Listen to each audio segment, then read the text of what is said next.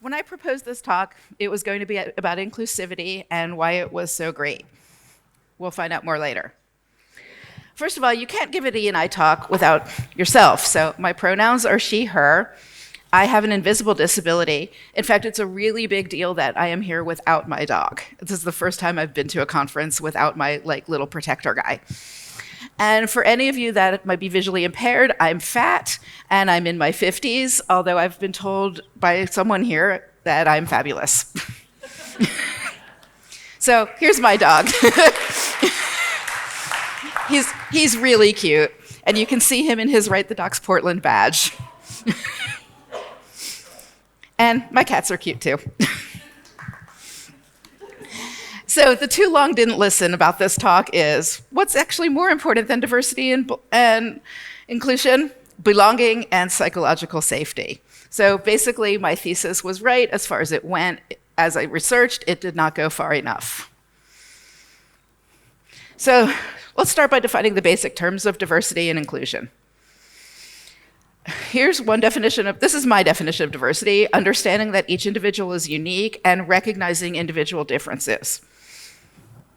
Slide still there? Okay. The Society for Human Resource Management defines diversity as the collective mixture of differences and similarities that include, for example, individual and organizational characteristics, values, beliefs, experiences, backgrounds, preferences, and behaviors. They break diversity into two categories. Visible diversity traits are the ones that discussions about diversity generally cover. Things like race, gender, physical ability, body type, age. And invisible diversity traits such as sexual orientation, religion, social economic status, education, parental status. You will, however, notice that this definition notably does not account for things like cognitive or neurodiversity.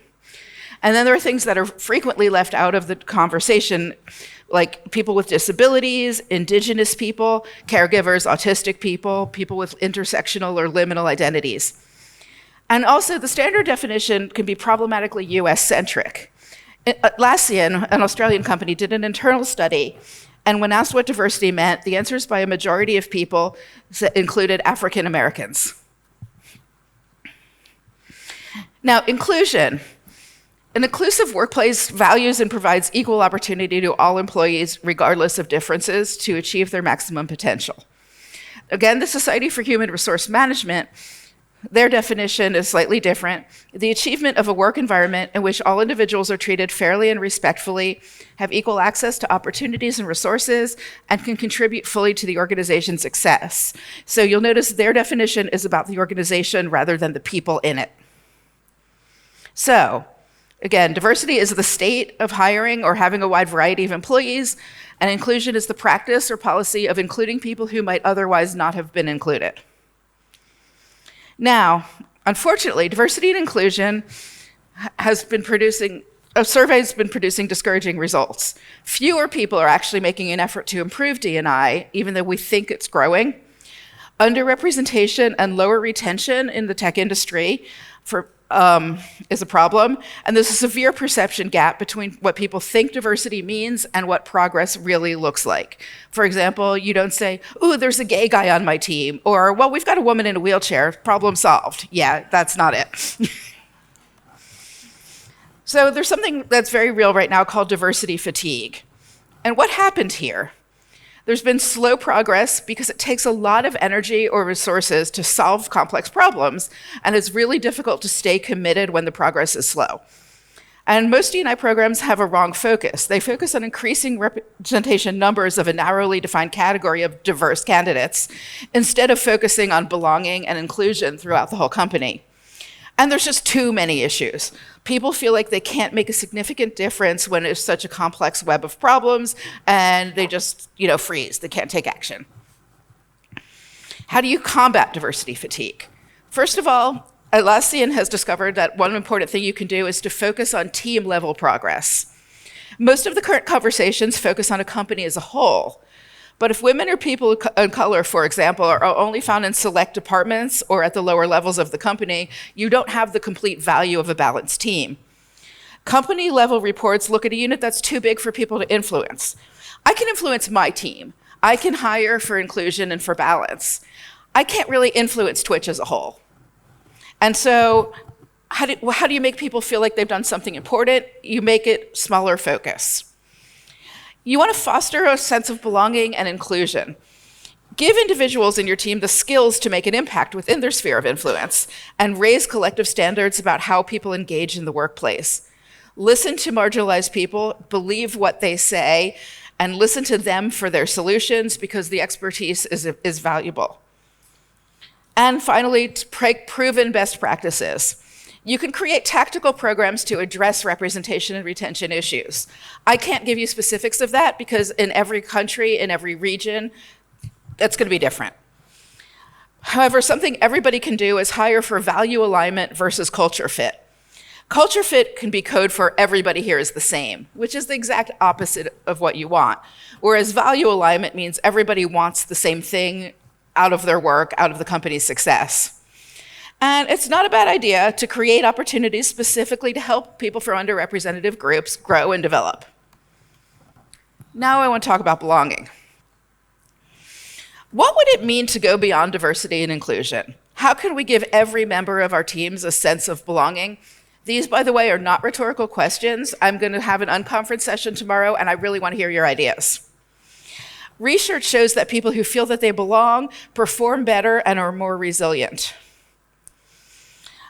Baumeister and Leary, in an article called The Need to Belong, the Desire for Interpersonal Attachments as a Fundamental Human Motivation, define belonging as a feeling of security and support, where there's a sense of acceptance, inclusion, and identity for a member of a group or place, and the basic fundamental drive to form and maintain lasting, positive, and significant relationships.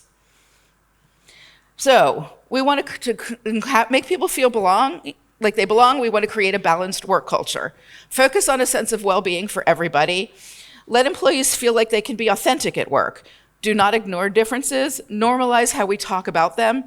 And don't forget about cognitive and neurodiversity. That's really important in tech. We're probably all on the spectrum somewhere, or at least a lot of us, or the people we work with, and this matters. You want to create a sense of community at work. People joke about how startups are have playtime, but this really does help. It helps to establish trust in a company's mission and the leadership's vision and goals. It fosters collaboration, and if you encourage play, people who play together work together well. And there are really good benefits for this culture of belonging. People tend to actively participate more in activities that are beneficial for themselves and their teammates. They're more likely to volunteer for tasks, help people with a problem, act cooperatively. They're more willing to persist if a task is difficult. They will spend more time attempting to put together an unsolvable puzzle than an individual who feels excluded, and they might also have an easier time regulating their attention.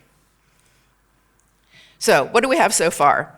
Diversity means if you go to the lunchroom at work, you're going to see a bunch of people in there who are a variety of nationalities, races, genders, sizes, ages, abilities, etc. Inclusion means you can expect that someone will say, hey, come sit with us. Belonging means that you can feel comfortable just sitting down at a table because you're going to be valued there and you're going to be welcome. Now, what's the most important thing a sense of belonging can give you? And that's psychological safety. Psychological safety as a term was coined by a behavioral scientist, and she first introduced it as team psychological safety. She defined it as a shared belief held by members of a team that the team is safe for interpersonal risk-taking. You want to create an inclusive company culture. For years, Google devoted resources in an attempt to codify what makes a team successful. They call the initiative Project Aristotle. There's a lot written about it. And it's named for the Greek philosopher who first complained that the whole is greater than the sum of its parts. And true to that, researchers discovered that success was not determined by who is on a team, but the way the team members are when they're together. They found out that the most important factor was psychological safety, interpersonal trust and respect among team members, allowing them to take social risks, such as admitting failure and asking for help. And in order to perform their best at the workplace, people must feel safe enough to take these risks and be vulnerable in front of their peers. Rajkumari Niyogi has done a lot of studies on the neurobiology of inclusion and exclusion. She outlines 5 basic needs that, when met, make us feel psychologically safe. The first of these needs is integrity. That's what you feel like when the things you say and the things you feel are congruent. When we live congruent to our values, we have accountability, and accountability is the first step in allowing a conversation to move forward about inclusion. Next comes participation. When we experience other people as warm and approachable, we become curious about them. When we're warm and approachable, people become curious about us. When we're curious, we want to learn more. That leads to engagement. And knowing when to be reserved and when to engage is critical in inviting others to feel welcome, and this is a key tenet in building trust. There is an art to knowing when to listen or hold back, whether to withhold information or be transparent, and demonstrating the mastery of this builds trust. Demonstrating accountability by engaging others with integrity builds the foundation for trust. It's difficult to trust someone who doesn't live congruently or who discloses too much or too little. That's not news. I mean, Shakespeare said, "Methinks he does protest too much." Then finally, you get a sense of connection, and that's after establishing integrity, participation, and trust. Connection is relatively easy. It requires courage and patience, but it's critical for inclusive communication. And last but not least, we get support. These 5 needs that I just outlined are most effective when met in sequential order in every aspect of our lives, not just at work, not just at home. If they're not met, we might feel excluded. Exclusion can be triggered in a variety of ways. It can be from someone using a cell phone when you're in a meeting with them. Maybe you get overlooked when your team goes to lunch. Maybe someone didn't say hello to you when they walked past you in the corridor. Ultimately, feeling exclusion comes from some version of feeling not valued or not welcomed. Naogi outlines 4 zones of exclusion. And each of these zones stems from an unmet need and the feeling that I'm not good enough. If we go through a prolonged period of unmet needs, a new mindset can be developed. This is the zone of exclusion. While these mindsets stem from being excluded, over time, they lead the person who feels excluded to in turn exclude others. The zones begin with neediness and victimhood. Neediness stems from the philosophy that it's someone else's job to meet your needs, and victimhood is a sense of powerless and a longing for acknowledgement. It hurts.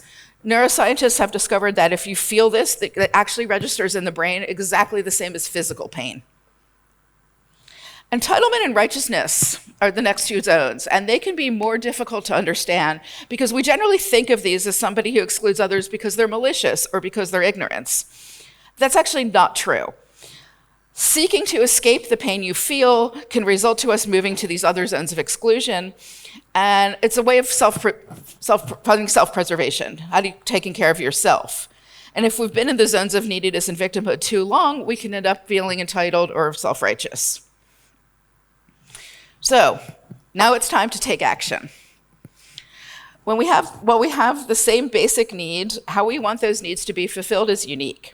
This requires a constant commitment to building relationships and to building trust. You have to use empathic communication. Really listen when people talk to you. Make eye contact. Repeat back what they've said in a way that shows that you understand it. We've all probably taken that training class, but it really works. Inclusion is being personal in how we meet others' needs. It's not just a slogan that comes from your HR team. And as Naogi says, you cannot feel fully included until you understand where you are actively excluding yourself or others. You really have to understand yourself before you can spread the news outward and take care of people. And don't forget self-care. You can always create your own zone of psychological safety at work, even if your company is doing absolutely nothing to help you with this. You can change your internal dialogue about failure. None of these things are easy. I'm working on it. Everybody's still working on it. If anybody's perfect, I want to meet them. But we can choose to look at things differently. If you started getting nervous, you paused, took a few deep breaths, and told yourself, failure is just a step on the path to success. Or if it doesn't work out, I'll do it better next time, or some other cliche-like thing, what would that look like to you? There are ways of looking at potential failure in a positive light. We all have the ability to choose our perspective, and it's our responsibility to choose one that supports success rather than inhibits it. Likewise, we should offer others the benefit of the doubt. When you trust someone, you offer them the benefit of the doubt. When you're in a psychologically safe environment, it's because you receive the benefit of the doubt from the group. It seems like it's out of your control, but it's not. Who are you most likely to give the benefit of the doubt to? Someone who consistently gives you that, or someone who has thrown you under the bus? Obviously, we're more likely to give the benefit of the doubt to people who give it to us. So, if you want to cultivate a psychologically safe experience for yourself, make sure you're giving that experience to others. Do it often, do it proudly. Finally, no, you can always get another job. We are really lucky. Technical communicators are in demand. And vulnerability is a strength, not a weakness. It takes courage to put yourself out there, particularly if you're in an environment where the leadership doesn't make you feel psychologically safe. But if you know that you'll be okay no matter what, there's nothing to be afraid of. Give yourself, the right to fail. Give other people the benefit of the doubt, which makes them feel like they have the right to fail. And just remember that if none of it works, leave. Kind of simple, right? It's not simple. And since I did promise you science says so, these are a few web links to really interesting articles that when I'll give out the PDF of these slides. I did not have time to work these things into the presentation, but if you're interested in the subject, here are 3 really good places to start. Likewise, here are 3 really good videos on the subject. Note that the last one is a bit US focused because she does talk about US law. However, the principles apply.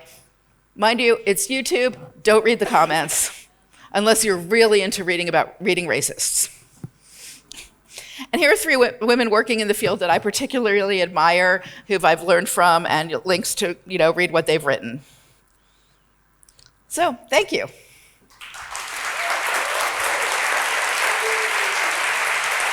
And here is my contact information if you do want to get in touch with me.